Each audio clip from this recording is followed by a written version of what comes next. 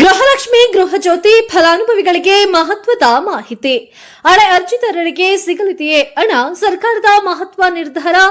Guarantee ಯೋಜನೆಗಳ ದುರುಪಯೋಗಕ್ಕೆ ಇದೀಗ break. ಮೃತರ ಹೆಸರಿನಲ್ಲಿ ನಡೆಯುತ್ತಿದ್ದ ಅಕ್ರಮಗಳಿಗೆ ಕಡಿವಾಣ ಹಾಕಲು ಆಪರೇಷನ್ ಗೃಹಲಕ್ಷ್ಮಿ ಆರಂಭ. ಇನ್ನು ಮುಂದೆ ಕೆಲಸವನ್ನ ಮಾಡಿದರೆ ಮಾತ್ರ ಖಾತೆಗೆ ಹಣ.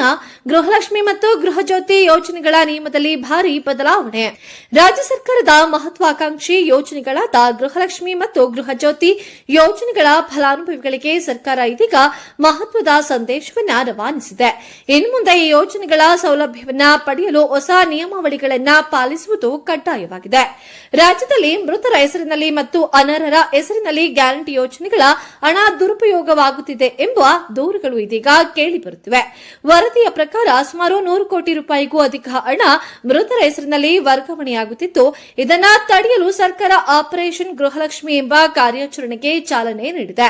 ಅಷ್ಟೇ ಅಲ್ಲದೆ ಗೃಹಜ್ಯೋತಿ ಯೋಜನೆಯ ಸೌಲಭ್ಯವನ್ನ ವಾಣಿಜ್ಯ ಉದ್ದೇಶಗಳಿಗೆ ಅಂದರೆ ಅಂಗಡಿಗಳು ಮತ್ತು ಜೆರಾಕ್ಸ್ ಸೆಂಟರ್ಗಳಂತಹ ಕಡೆಗಳಲ್ಲಿ ದುರ್ಬಳಕೆ ಮಾಡಿಕೊಳ್ಳುತ್ತಿರುವ ಪ್ರಕರಣ ಇದೀಗ ಬೆಳಕಿಗೆ ಬಂದಿದ್ದು, ಇವುಗಳ ತಡೆಗೆ ಸರ್ಕಾರ ಕಠಿಣ ಕ್ರಮವನ್ನ ಕೈಗೊಂಡಿದೆ. ಈ ಹಿನ್ನೆಲೆಯಲ್ಲಿ ಹಳೆ ಅರ್ಜಿದಾರರು ತಮ್ಮ ದಾಖಲೆಗಳನ್ನ ಪರಿಷ್ಕರಿಸಿಕೊಳ್ಳುವುದು ಅನಿವಾರ್ಯವಾಗಿದೆ.